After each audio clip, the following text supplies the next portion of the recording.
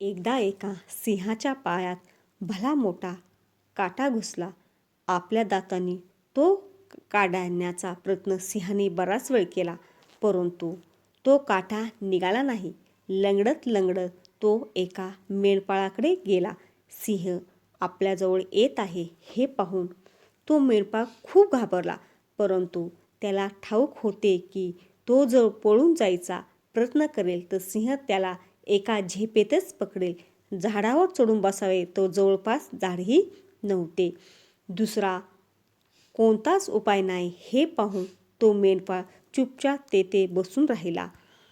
सिंहाने गर्जना केली नाही की तो गुरगुरला नाही. तो मेंढपाळासमोर येऊन बसला आणि त्याने आपला पाय त्याच्यापुढे केला. सिंहाला आपली मदत हवी आहे हे त्या मेंढपाळाच्या लक्षात आले.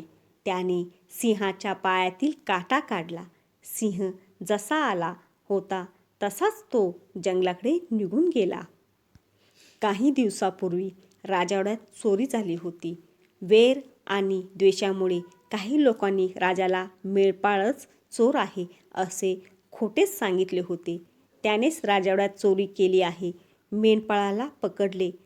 त्याच्या घरात चोरीची कोणतीही वस्तू मिळाली नाही. याने चोरीचा माल लपवून ठेवला आहे असे राजाला वाटले. म्हणून राजाने त्या मेंढपाळाला जिवंत सिंहाच्या तोंडी द्या अशी आज्ञा दिली. योगायोगाने मेंढपाळाला मारण्यासाठी तो सिंह पकडला गेला. ज्याच्या पायातील काटा त्याने काढला होता.